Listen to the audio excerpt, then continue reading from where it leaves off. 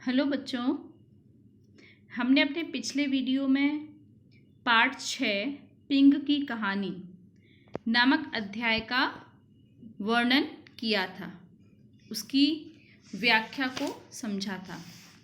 आज मैं इस वीडियो में आपको इस अध्याय के अभ्यास कार्य बताऊंगी, जो आपको कॉपी और किताब दोनों में करना है। किताब का अभ्यास कार्य आप किताब में ही कर सकते हैं और जो कार्य मैं कहूँगी वो आपको कॉपी में करना है। तो सबसे पहले हमारा अभ्यास कार्य आता है शब्दार्थ। ये आपको कॉपी में करने हैं। बेटा ये आप बुक से भी लर्न कर सकते हो, लेकिन कॉपी में करने के लिए इसलिए दिया जाता है ताकि आपकी रिटन प्रैक्टिस हो सके। और हिंदी में आप जितना रिटन प्रैक्टिस करेंगे आपकी हिंदी उतनी ही ज़्यादा इम्प्रूव होगी। तो ये शब्दार्थ हैं आपके, जैसे खूबसूरत, इसका अर्थ होता है सुंदर। तट मतलब किनारा, जैसे नदी का किनारा, समुद्र का किनारा। नज़दीक पास, नज़र दृष्टि। खेना नाव की पतवार चलाना। हाथ पैर मारना, बचने का प्रयास करना। कोशिश प्रयत्न। तनख्वाह वेतन। आखिरी अंतिम। फिर बच्चों उसके बाद यह है रिक्त स्थान जो आपकी बुक में दिए गए हैं। इसे आप बुक में ही फिल करके लर्न कर सकते हैं। जैसे नंबर 1, पिंग को पता था कि अगर उसने पुल पार किया तो वह बिल्कुल आखिरी बतख होगा। नंबर 2, वह तमाचा नहीं खाना चाहता था, इसलिए वह छिप गया। नंबर 3, जब सूरज पूरब में निकल आया तो उसने पाया कि वह यांगजी नदी पर बिल्कुल अकेला है। जैसे जैसे पिंग इन टुकड़ों को खाता गया वह घर वाली नाव के नज़दीक आता गया। नदी के तट के पास चमकदार आँखों वाली नाव वही नाव थी जो पिंग का घर थी। फिर नेक्स्ट आपका आता है बहुविकल्पीय। पिंग का घर था कौन सा? चमकदार आँखों वाली नाव, घर वाली नाव, मछली पकड़ने वाली नाव या लट्ठों वाली नाव। तो ये थी उसका घर, चमकदार आँखों वाली नाव। नेक्स्ट है, जो बतख सबसे आखिर में पुल पार करता उसे क्या सजा मिलती? तो जैसा कि आपने चैप्टर में समझा था, उसे वहीं छोड़ दिया जाता, उसे खाना नहीं दिया जाता, उसकी पीठ पर तमाचा पड़ता या उसे कैद कर लिया जाता। तो उसकी पीठ पर तमाचा पड़ता, यह हमारा सही आंसर है। नेक्स्ट है, लड़के की माँ किसे चावल के साथ पकाना चाहती थी? मछली को, काले पक्षी को, पिंग नाम के छोटे बतख को, पिंग के चचेरे भाई को। पिंग नाम के छोटे बतख को, यह इसका सही आंसर है। पिंग ने फिर से देर हो जाने पर क्या किया? छिप गया, पुल के ऊपर चलता गया, यांगजी नदी के पानी में तैरने लगा या किसी दूसरी नाव में पहुंच गया। तो चूंकि उसे अपने परिवार वालों से मिलना था इसलिए वह पुल के ऊपर चलता गया।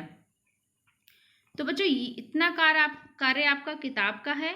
इसके बाद आपको कॉपी पर प्रश्न उत्तर तथा वाक्य प्रयोग करने हैं। शब्दार्थ लिखने के बाद हम कॉपी पर सबसे पहले एक शब्द में उत्तर करेंगे। प्रश्न नंबर 1, बतख का क्या नाम था? पिंग। नंबर 2, पिंग का घर कहाँ था?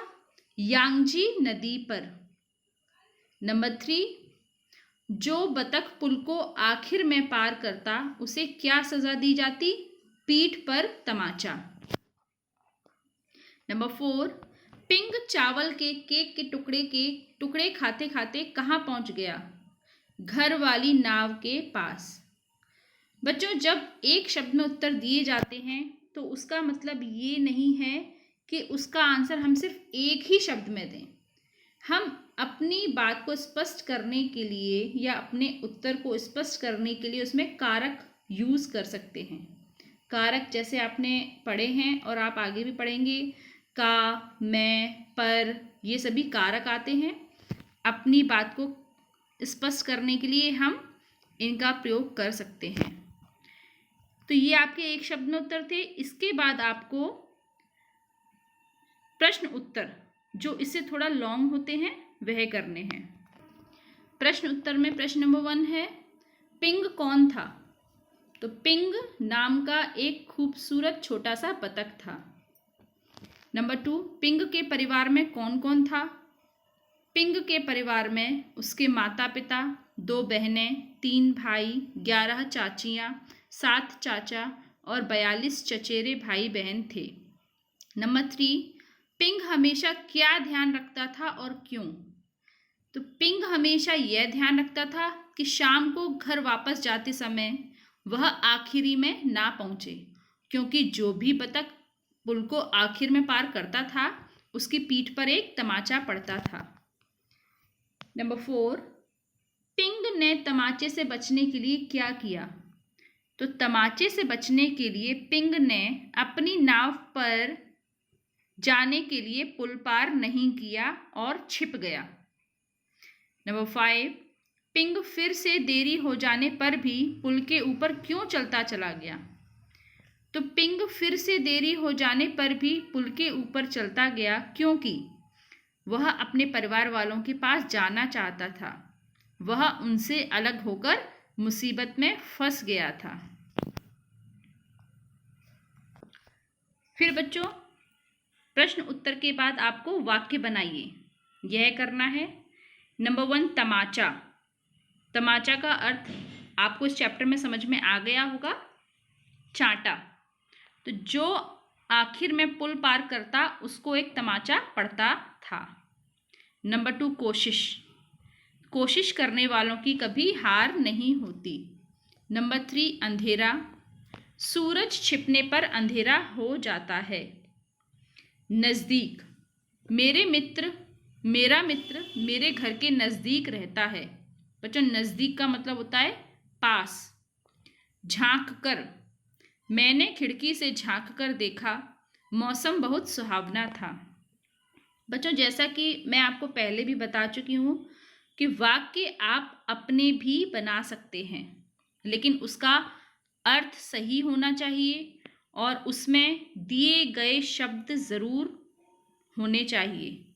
इन दिए गए शब्दों का प्रयोग किए बिना आप वाक्य नहीं बनाएंगे, अन्यथा वह गलत हो जाएगा। तो बच्चों, इस तरह आपकी इस चैप्टर की एक्सरसाइज भी कंप्लीट हुई। कुछ बच्चे पूछते हैं कि मैम हमको कठिन शब्द करने हैं या नहीं। तो बच्चों, कठिन शब्द का मतलब आप जानते हैं, हार्ड वर्ड। जो भी शब्द आपको इस अध्याय में कठिन लगता है या लिखने में दिक्कत होती है आपको, आप उस शब्द की प्रैक्टिस अपनी कॉपी पर कर सकते हैं। आप उस एक शब्द को 5 टाइम्स लिखकर उसकी प्रैक्टिस कर सकते हैं।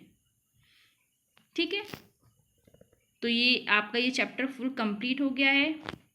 अब आप मेरे नेक्स्ट वीडियो के लिए, नेक्स्ट चैप्टर के लिए नेक्स्ट वीडियो का वेट करिए। Till then bye and take care.